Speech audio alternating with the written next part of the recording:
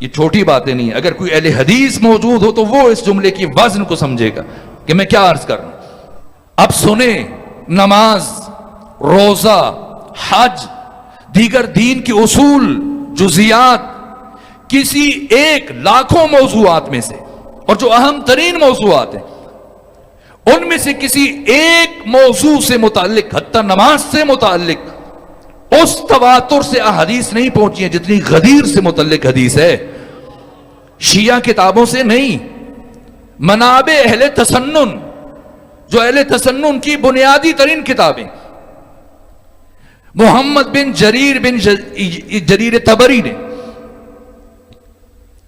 جن کی وفات 310 ہجری میں ہوئی، کتاب الولایہ لکھی ہے جس میں 50 سے اوپر اسناد کو ذکر کیا.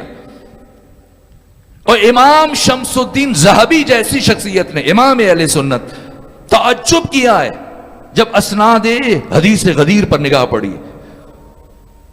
کوئی حدیث دنیا حدیث میں پیغمبر کی تمام حدیث میں سے اٹھا کے دیکھیں غدیر کی مانند، اس ایک حدیث سے متعلق اس کی مانند. اور ان 100 راویان حدیث میں سے آپ دیکھیں ایک حدیث، اب اس کو میں وضاحت نہیں کر سکتا، حدیث متواتر جس کا انکار ممکن نہیں ہے. اور حدیث متواتر اسے کہتے ہیں کہ جس کو 10 اصحاب، 10 یا 10 سے زیادہ اصحاب نقل کریں. اور یہ جن 100 افراد نے نقل کی ہے حدیث غدیر، ان سے یعنی آج تک ہر لڑی اسی طرح سے، ایسا نہیں کہ کسی ایک نے 100 سے، نہ، وہ 100 سے جو سلسلہ چلا ہے وی حد تواتر تک، اسے ہم کہتے ہیں تعنعن، عن فلان عن فلان عن فلان. ایک مرتبہ یہ جوان بیٹھا ہے اور یہ مجھے کہے کہ میں نے ان سے سنا، انہوں نے ان سے سنا، یہ پیچھے یہ صف آخر تک، اور کوئی لڑی بیچ میں سے، اس لڑی میں سے ایک کڑی بھی سکپ نہ ہو. اور پھر یہ دوسری لڑی شروع ہو جائے، پھر یہ تیسری لڑی شروع ہو جائے، تو اس ایک سلسلے کا انکار کریں، دوسرے کا انکار کریں، تیسرے کا انکار کریں، چوتھے کا انکار کریں، کتنوں کا انکار کریں گے. میں علماء تشیع کی بات نہیں کر رہا، شیعہ محدثین کی بات نہیں کر رہا، اہل سنت کے وہ محدثین کے جو دنیا اہل تسنن میں ستون کی حیثیت رکھتے ہیں.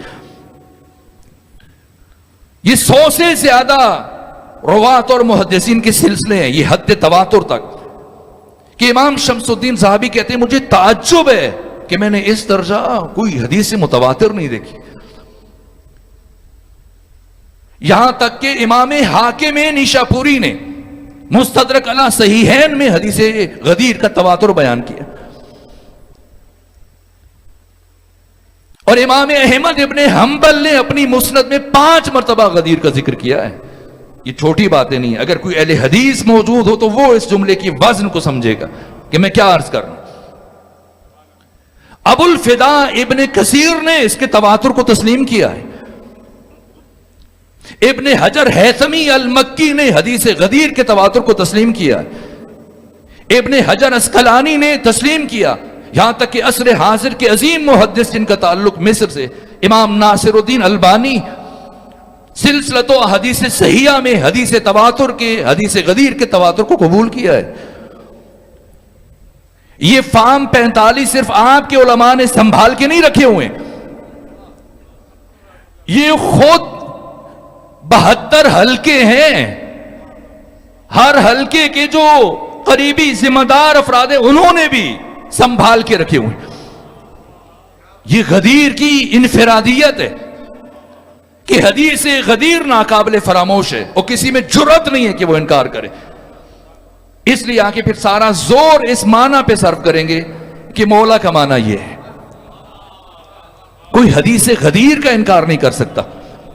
یہ غدیر کی اہمیت ہے. غدیر میراث تشیع ہے.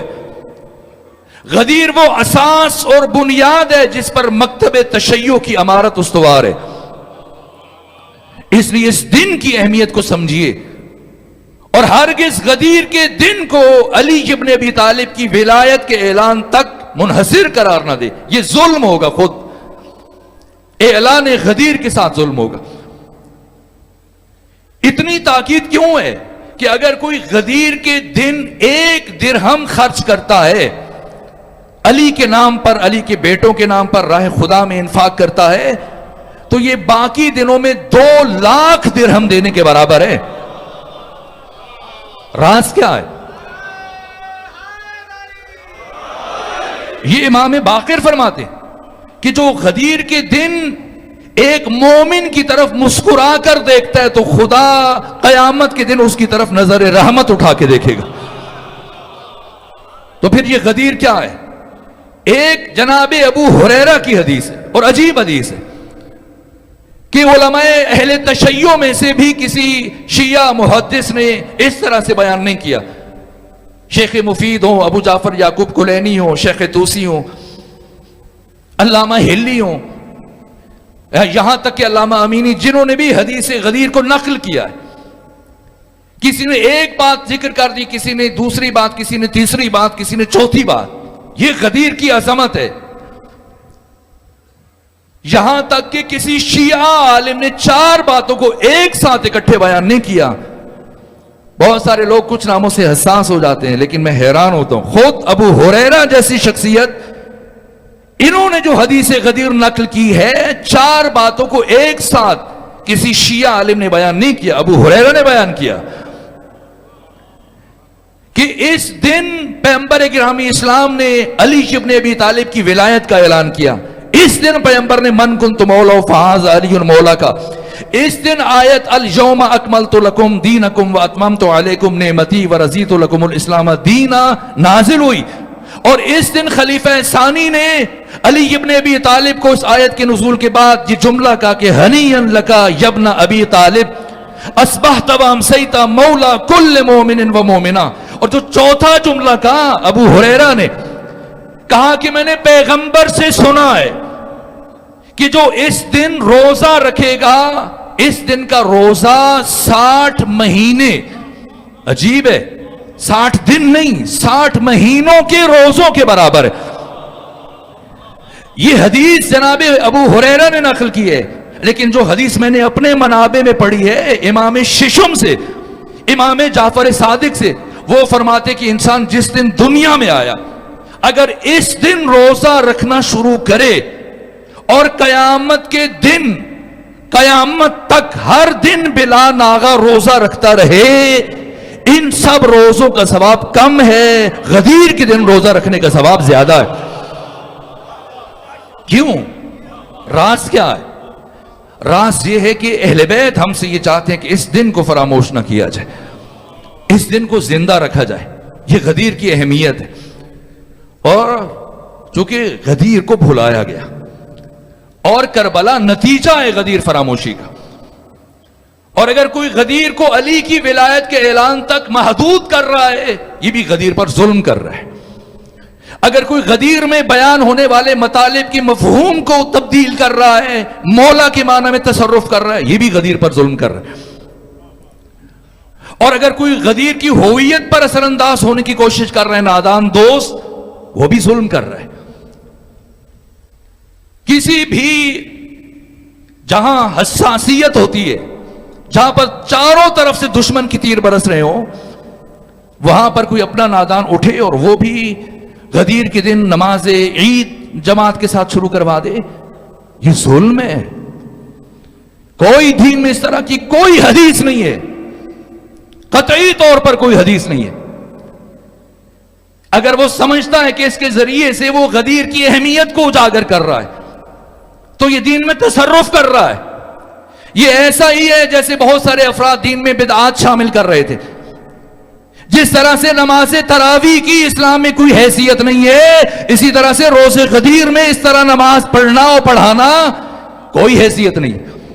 اس کی عظمت کو داغدار نہ کیجیے. غدیر افق بشریت پر وہ روشن ستارہ ہے، یا وہ معرفت کا سورج ہے جو پوری آب و تاب سے چمکا رہا ہے، چمک رہا ہے. اس کی آب و تاب کو متاثر نہ ہونے دیجیے. کسی کو غدیر کے معنی کو نہ بدلنے دیجیے. اس دن کو یوں منائیے کہ خود آپ دنیا کے لیے نمونہ بن جائیں. عید الفطر اپنے بچے کو کپڑے نہیں لے کے دے سکتے، کوئی بات نہیں، بتائیں بجلی کا بل بہت آ گیا، آٹا مہنگا ہو گیا، مہنگائی زیادہ ہے، حالات اچھے نہیں ہیں، صبر کریں بعد میں لے دوں گا. عید الاضحیٰ پہ آپ اپنے بچے کو اگر کپڑے نہیں لے کے دے سکتے، کوئی بات نہیں، اس کو راضی کر لیں, مطمئن کر دیں, عیدی دے دیں, یہ رکھ لیں, پھر لے لیں گے. لیکن اگر عید غدیر آپ کو کسی سے قرض لینا پڑے تب بھی,